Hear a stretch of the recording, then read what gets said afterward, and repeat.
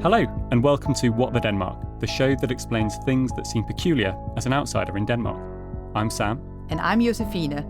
Each episode will discuss a new topic, talk to experts, and try to understand why something so normal in Denmark is confusing to foreigners.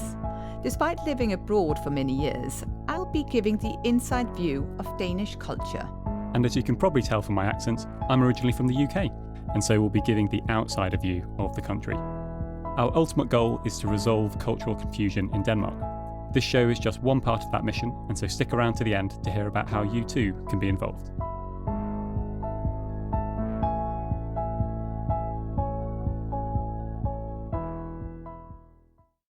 This week we are talking about Danish humour.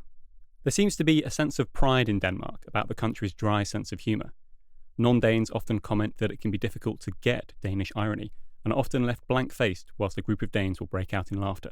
For this episode, What the Denmark researcher Aske Knudstrup has been digging into why Danish humour is so confusing to outsiders. We talk about his interviews with two leading academics on the history, science and social significance of Danish humour. As well as instances when we've experienced Danish humour and the times it gets misinterpreted. So without any further ado, let's get started with the show. So Aske, welcome to the studio. Thank you. So you've been doing some research on Danish humour. I did, yeah. It was very interesting. Yeah, how was it? So how did you go about this whole research process? Well, basically, I set out to find people that knew more about humor than I do. So I have my ideas and thoughts about Danish humor, but turns out that there are some people who have been working a bit more closely on the subject than me. What was one of the things that surprised you most? I think what's really interesting about it all is how entrenched Danish humor actually is in the way we are as a society. What do you mean by that? I mean, the way Danish people use humor is actually quite good of a reflection of how we act, not just when we joke, but the way we meet people in general. Okay. Well, I look forward to hearing all about it. I'm sure we're going to go into a lot of it. Yeah, let's get started. Nice.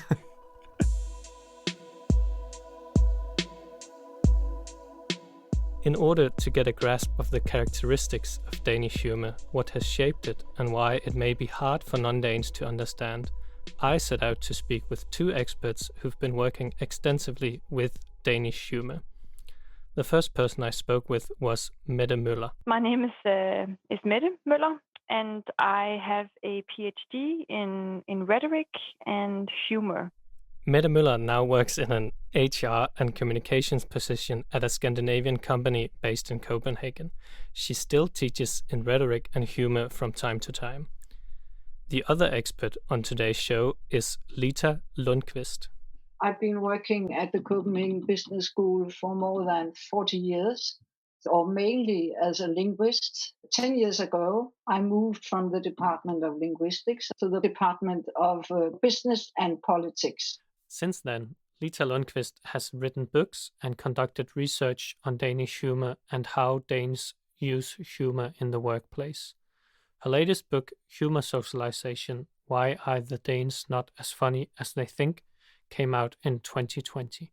Before we start doing the deep dive into the intricacies of Danish humor, we should just try and define the overall basic characteristics of it all. I would definitely start with irony and self-irony. That's what we do a lot in Denmark. We talk about something, or you could say that we negate ourselves, or we would say a typical example is that Danish people talk a lot about the weather. And I think in general, we talk a lot about the things that we complain about. And then we also joke about it. So a typical thing would be to say, great weather today, when it's raining or when it's really windy, or when you come in the door dripping with the rain from your clothes and hair. This, I think, would not be so hard to understand, that this is irony, because obviously you're wet and you don't look very happy. Mm-hmm. But I would say that it's the same thing that we do in many other cases, where we kind of make fun of something that is that we're not very happy about. So irony, self-depreciation, and sarcasm are all very important aspects to keep in mind when dealing with Danes. After all, as some of our listeners may have noticed when encountering Danes, we may seem shy and apprehensive at first, but often it only requires the smallest opening before we make a sarcastic comment or an ironic joke. It may not even be funny, we just can't help ourselves. And that is another characteristic of Danes and Danish humor, according to Lita Lundqvist. There's one thing which is very particular about Danes, which I found out in my interviews with the Danes and the other persons too, and that is that Danes use the same humor in private life as they do in professional life. They don't distinguish. It's the same kind of humor. That's very different from, for instance, German people and French people, because they tend, at least when they start working in an international firm or wherever it is, they tend to be more formal when at work. They are more careful not to transcend, not to be too private, whereas Danes are very private in both settings, if you understand me.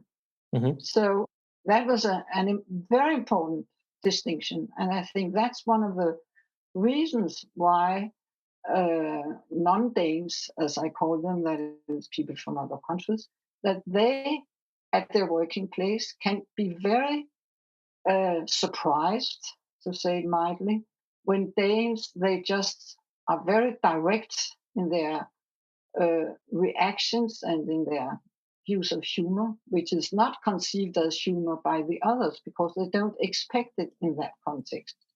And Lita has an example from her own research showing just how outspoken Danish people can sometimes be. He was a French person. He was working at a Danish research institution. He was married and lived in Denmark. He had been living in Denmark with his French wife and child for 7 years. And one of his colleagues, Danish colleagues, asked him at lunchtime in the office or the institute, "Why don't you learn Danish, actually? Why don't you speak Danish?" And the French said, "It's because the language school course was full. I couldn't get in." And then the Danes said, "Okay, then you should divorce and marry a Danish woman." And this French person, he told me this story, and it was 2 years after the event, he was still so frustrated.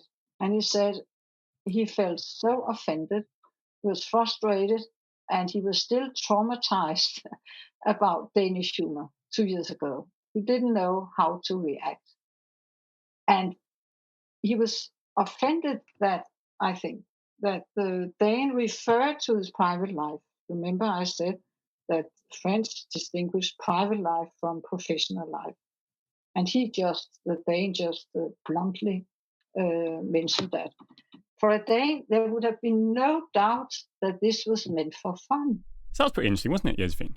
That was super interesting. I could just imagine the situation. This dude was obviously trying to have a bit of a laugh and make a sarcastic joke, and it was meant in a friendly way, and this poor French person has been really offended and upset. I think what's interesting is, so as an English person, I also found that really funny. And I can totally get how, that's a really funny thing that this person said. It actually reminds me, I had this experience going to a physio, and it was the first time I visited this physio. Went and sat down on the bed thing, and he was like doing some deep-seated like massage, and he basically had his elbow into my groin or something, and I was just like writhing in agony. But by this point, that sounds horrific. I shouldn't laugh at that, but that's very Danish that you laugh at pain. Yeah. So by this point, we'd sort of sussed each other out a little bit. He'd sort of said, what team do you support? But we'd sort of had a bit of laughter. And anyway, I was there, and this spontaneous really got in the groin, and I was clearly like in a lot of pain. And he was like, "Look, I'm sorry, mate. I've got to do it now. Otherwise, I need to go home and beat up my kids." It's like, it's just like, and I found this really funny, but I was just like, oh my god, if I didn't get Danish humor, I was like, who is this madman? He was just saying. Anyway. I feel like that joke is on the extreme end of the spectrum as well. Yeah. He definitely, yeah. I could see that he was a little bit cautious of saying it, but he just like went straight in for it. And he couldn't help himself. Couldn't help himself. But that's basically the very Danish way. And I suppose it's a compliment to you because it means that basically he believed that you were in the same space and you could laugh together. In fact, humor is meant to unite people and you do it in order to meet each other and get to know each other. So take it as a compliment that he beat you up and not his children. Yeah. I found another very interesting part of what Lita says about using the same kind of humor in your private life as well as professionally. Every time I've been working in an international workplace, for example, with Americans, I am a very deadpan person. And when I come into work, I have the same deadpan demeanor. And they always are a bit freaked out about it because they don't know whether I'm serious or not. Whether is there an example of something where you might say something? I can't recall like a specific example. I just remember American people commenting on it a lot. That the way I meet them and the way I answer their questions, they can't really tell whether I'm serious or not because I deliver everything in the same tone when I'm joking as well when I'm speaking plainly. Well, I think we might come on to this a little bit later, but there was this book that I've been reading as research for doing this show called The Culture Map, and it talks about how different societies or different cultures, basically how they communicate. And one thing which they say in particular is the sense of sarcasm. And sarcasm only works if I know that you know that I'm joking. So when the person said, I think you should divorce your wife and marry a Dane, that's only funny if both parties know that it's a joke. And the reason that you can do that thing of I know that you know that I'm joking is when there's a shared understanding. So in Denmark, relatively homogenous society, lots of people have been living here for hundreds of years. So you kind of know that if I'm in this situation and I make a joke about someone's divorcing their wife, it's obviously a joke. If you go to countries like America, where it's a real like melting pot of people from lots of different cultures, there's not that sort of cultural background, that shared cultural understanding. It's not obvious that you can make these things which sort of have this underlying meaning. And so in America, in general terms, you find people have to say, oh no, I'm only joking.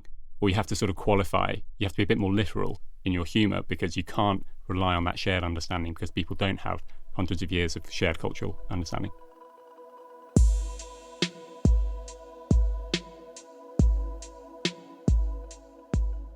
While the characteristics of Danish humor may not be so surprising to most of us, there is a good explanation behind all this ironic madness. According to Mette Møller, one reason is deeply rooted in Danish society and our history of social democratism. Because everyone is usually treated as equals, being ironic towards yourself and others can function as a way to embrace being on the same level with the people you're speaking with. Another important aspect in understanding Danish humor is to look at the sacred position held by freedom of speech in our society. This also means that we have the freedom to make fun of whatever we want, within limits, of course, but to quite a wide extent. So no one goes clear. We can make fun of religion. We make fun of our queen. We make fun of politicians. In that sense, it's quite straightforward, you could say. So I think having freedom of speech also means to have the freedom to joke. And I think that's part of the way we understand ourselves as a free people. However, while Danish people believe that you should be able to say what you like, you better not be bragging. Boasting about your own success can easily result in an express ticket to a place where Danish people will try to pick you down as quickly as possible. This instant reaction is usually connected to something called janteloven, or in English, the law of Jante. Despite not being an actual law, janteloven plays an important part in Danish culture. It originates from a 1930s novel by the Danish-Norwegian author Axel Sandemose. And Janteloven consists of 10 commandments, the first one being, do not believe that you are anything. And the theory goes that this mindset, which Janteloven represents, is an important part of Danish society as well as the humor in Denmark. The Jantelov is, it dictates that you should not feel better than anyone, that you should not feel special or whatever it says. And that's the same thing we do with humor. Humor is a brilliant instrument to discipline others. And the theory is that when you laugh at someone, you are also, with your laughter, deriding them, maybe even, or you're putting them down a little bit. You are signaling that was not right, that was not within the norms. So laughter can be very effective at changing people's way of acting, and that fits well with the Jantelov that you are perhaps making fun of someone to show them, yeah, you know better than me.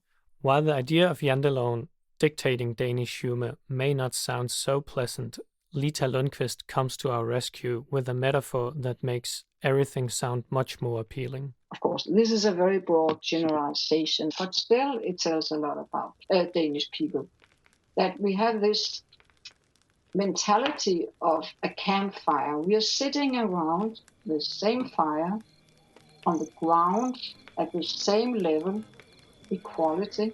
No one is higher than the others. We sit and we look into the fire. We are having a very cozy time. Hyggeligt. It's very linked to the concept of hyggeligt, hygge too. And we are sitting and singing and drinking beer or tea or whatever. And we are looking at each other into the circle, being together with each other, and turning the back to the world outside. So that is also linked to this notion of trust, which people, sociologists say, characterize Danes, that they have a big trust to each other, to the government, to etc., etc. So in an atmosphere of trust and complicity, you can use humor, you can use irony, because you know that the others will understand it is irony.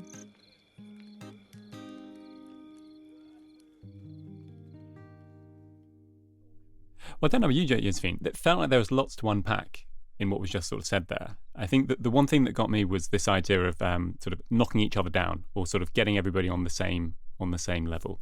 Would you say that?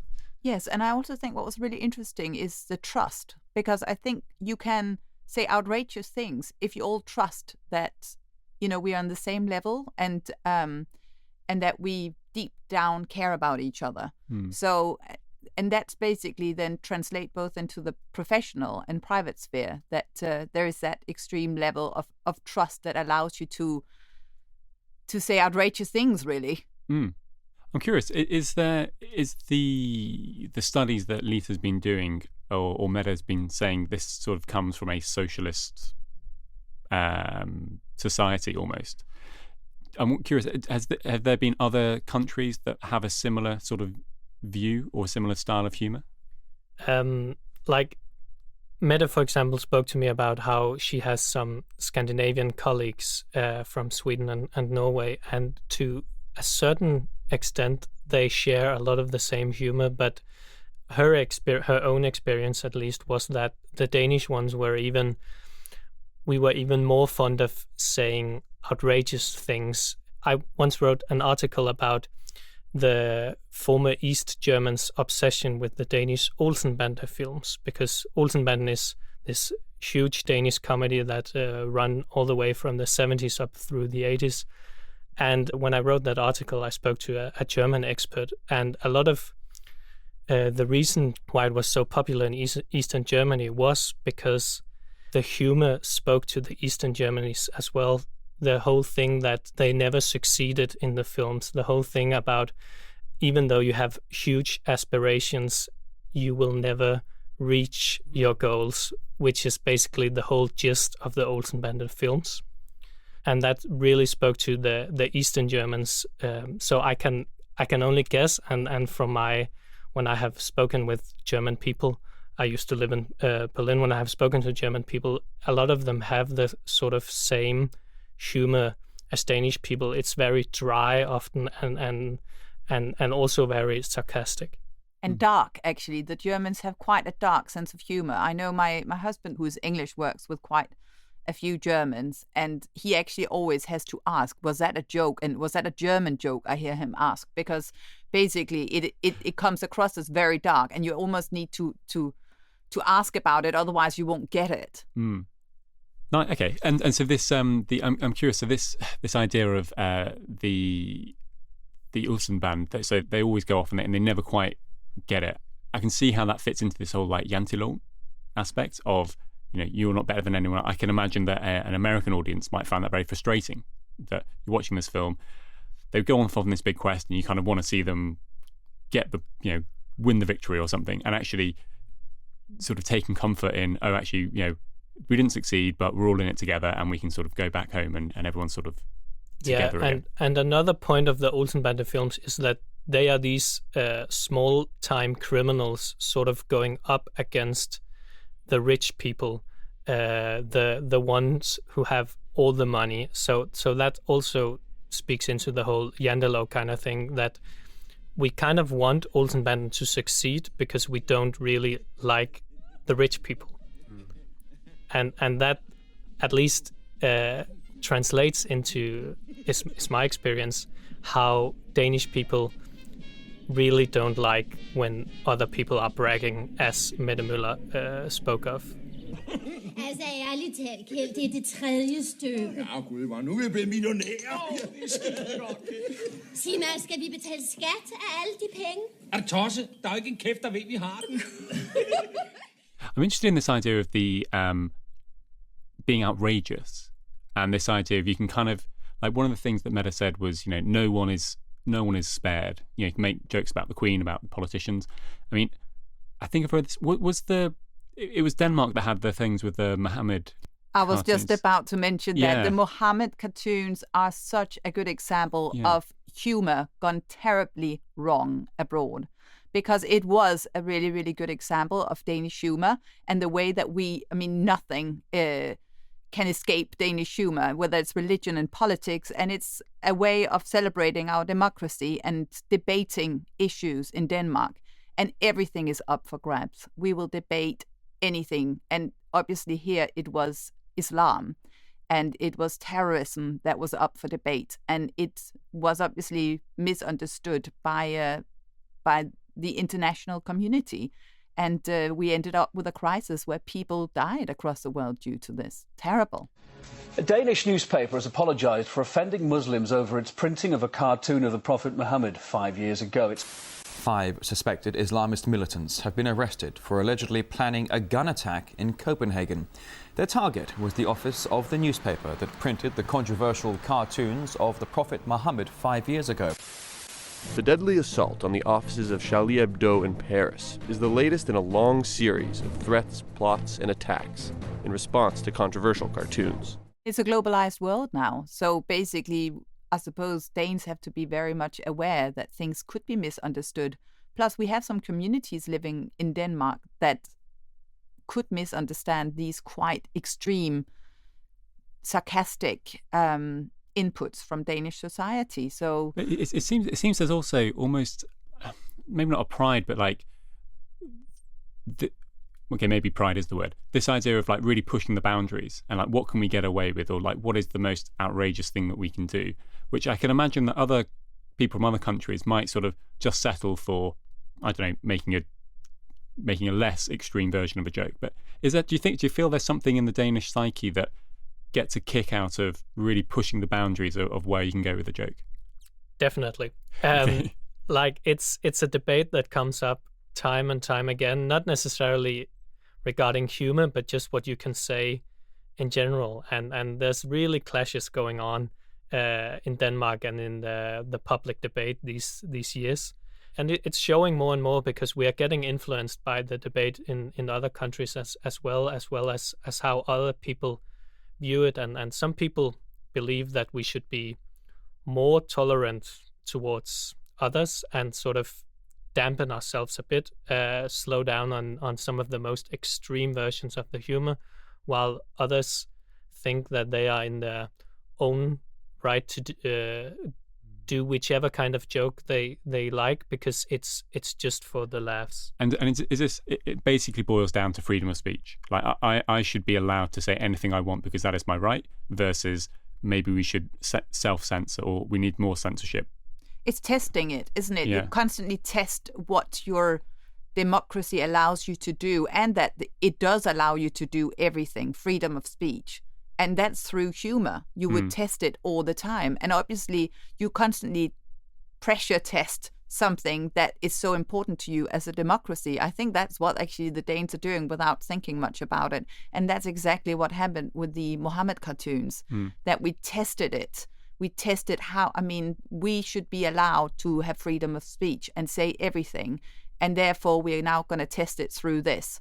And obviously, that was a very interesting test that went across the world as a discussion about where are the limits, even to France, where they have a very different humor, where they understood this particular debate very well.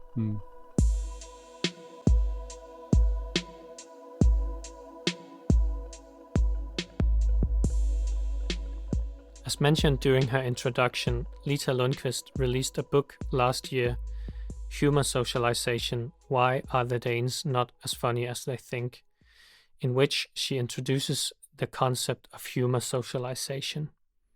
Basically, the theory says that our humour is created and shaped during the multitude of encounters we have in our lives, from our family early on, through school, and later on in the workplace.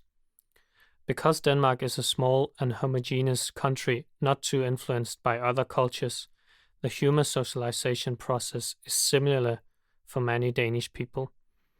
According to Lita Lundqvist, all these individual socialization experiences eventually lead to the creation of a so-called great humour, which becomes a big part of the way we approach life. What this means is that if you're not familiar with Danish customs and traditions, then you're naturally bound to have a harder time understanding Danish humor. Even then, it may be difficult because of the language barrier. While many Danish people can speak perfectly serviceable English, there are a lot of little Danish words, often adverbs, which we use all the time in our everyday language. Most of them are not easily applied or translated into English. Like jo, mund, vist, vil, blot, etc. And as it turns out, these words are super important when it comes to joking in Danish or understanding irony.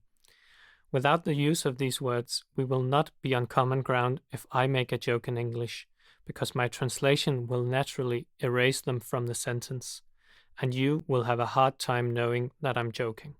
So the idea of humour being used as socialization, and these ideas are just the little bits that get imparted by you, these small bit pieces of humour that accumulate over your whole life, actually that then adds up to a whole national humour theory, or that adds up to a whole identity of how a nation views itself. That's sort of the crux of what Lita's saying in there. Yeah, basically it's just that from the moment you're born, or at least from the moment you start understanding whatever people are telling you, you develop your own sense of humor. And since we are a very homogeneous society, it's a lot of the same influences that sort of creates the whole idea of the Danish great humor, the great humor that Lita speaks of. So the word indforstået is basically what Danish humor is, and it explains everything. And it basically, indforstået means that we all understand within that context what this means and what this realm allows you to do. And so that's what our humor is. It's indforstået. We all get it. And now the experts say that that's because we're a very small country. We've been around each other for hundreds of years with very little input from abroad. Now, obviously, we are turning into a more global society in a global world. But this indforståetness is basically extremely important to understand to understanding Danish humor, because it's all about understanding exactly what we're all about and understanding and having a real feel of what is acceptable, what's not, how we relate to each other. And that's why it's so difficult for a foreigner to come in here and understand what's sarcasm, what's not. Because you kind of need that whole cultural background to get it. And a very important point that Lita makes is that these small words, jo, mun, nok, vist, actually goes very far into creating this innforståetness, because when I use the words like that, then I create sort of a connection between the person that I'm speaking with. I sort of imply that you know what I'm saying when I say jo. Yeah. So it's a very small word, but it's super important in terms of not just humor actually, but just in terms of how Danes communicate in general, all these small words.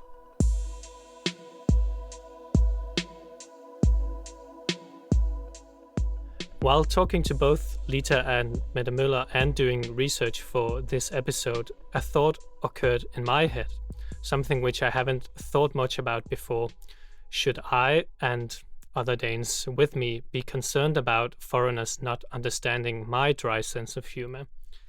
Mette Møller says that maybe I should not be concerned, but at least I should be aware of the differences. It kind of depends on who you meet and where they're from and what is the point of this meeting. But obviously, the more it seems like you're only joking with a Danish person and not to include anyone else, then yeah, you will exclude someone.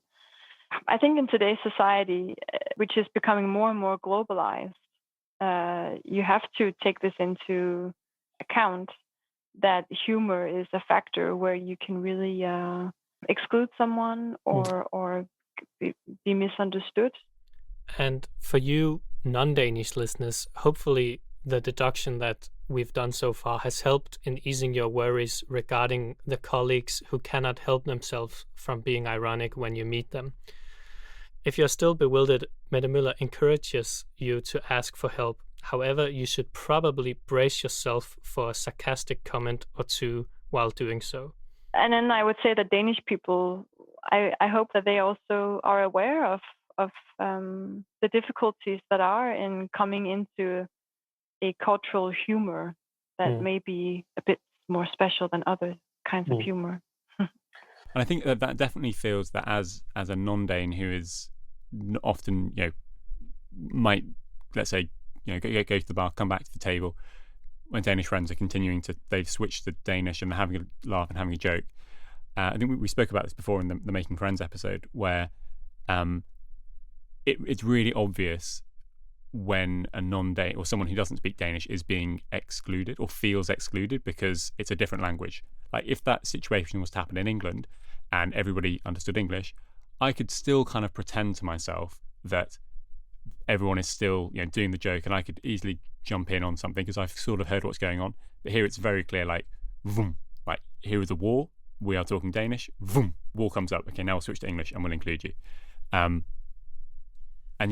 So I sort of get the asking for advice, but I do see how that really does sort of change the dynamic of those conversations and things. Of course, it's always difficult asking other people for advice. It's never nice. I mean, you would always prefer that you just knew what was going on. But I think if we don't have to take Mette's advice as gospel, then we can just, at least for my sake, try and be a bit more aware when I'm speaking with non-Danish people, whether I'm joking or not. I can still do the jokes that I want to do, but just be aware whether they get it or not. I will never say I'm just joking, but at least then I know for the next time that, okay, maybe I just need to elaborate a bit more on the joke that I'm making. Yeah. And I think that and a piece of advice to foreigners coming into Denmark is, if they say something really weird that is potentially a joke, then I think one should see it as a compliment, because it basically means that you expect you as part of the inner circle and you're bringing them into your humor. And And that is actually a compliment. So when your physio says that they're going to beat you up instead of beating up their kids, actually it's meant in a humoristic and kind way, bringing you in their inner circle, making you feel that you are in a special space, which is where we share our humor. I mean, if we look at the campfire mentality thing in terms of that, then joking with someone is actually an invite to come and sit by the campfire, which why wouldn't you sit by the campfire? It's nice. The fire makes us all look beautiful.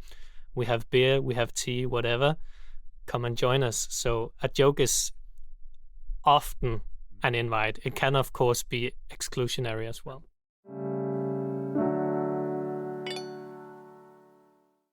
On this point, as I'm sort of on this sort of rather slow journey of trying to learn Danish. And so as part of this, I thought I'd prepare a couple of jokes in Danish. So can you please put on your sympathetic hats? We'll do our very best. Okay.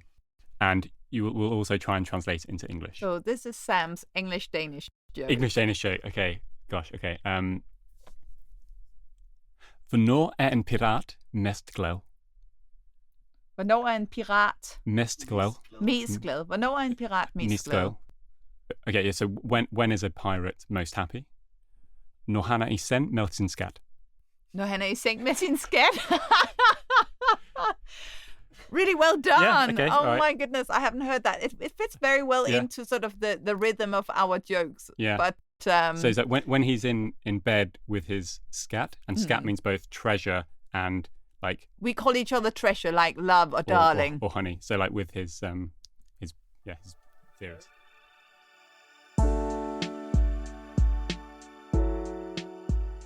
The point of everything that we've spoken about, that Lita Lundqvist and Mette Møller has spoken of as well, is that you have to remember or that Danish humor, we are private everywhere. We act like the people that we just met, that we can tell anything to them, because I just met a lot of you guys, but I still feel that we can do a lot of jokes together because we are in the same room, and I think that's a very Danish thing to do. And you could do any kind of joke with me, and I would almost certainly find it acceptable because we are in this shared place together. And I think that's one thing to keep in mind when encountering Danish people, is that they really, if they are joking, it's really, as we've said time and again today, it's a compliment to you. It's an invite to keep going, having this conversation, or keep on joking together. So I think you're spot on, Asger, and I think that the thing for non-Danes to perhaps realise or to keep in mind is the simplest way to try and be funny with Danes is to say the opposite. So if it's raining outside, say, isn't it lovely weather? And that's, at its base, the first step on the road to learning how to be funny in Denmark. Exactly. So that way you know that you're on the campfire with any Dane. So if you really liked Sam's joke, you can also read it on the website, where you can also find other information that was discussed in this episode. Absolutely. We'll be linking to all of Asger's research, and as well as a write-up with links to other things about Danish humour. So if you're interested in learning more about the subject, then head over to whatthedenmark.com. And on that note, thanks for tuning in, and thank you so much to Hotel Mayfair for letting us do this recording here.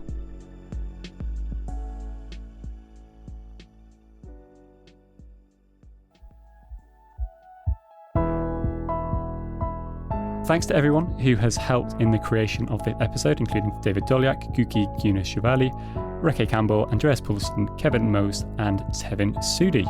We hope you enjoyed the show. We're still early in our journey of resolving cultural confusion in Denmark, and would love for you to join us by subscribing to the show on your podcast app. If you like this episode, please consider telling a friend about it, and you can also head over to www.whatthedenmark.com to receive our newsletter. Thanks for listening. I'm Josephine Volkvarts. And I'm Sam Floy.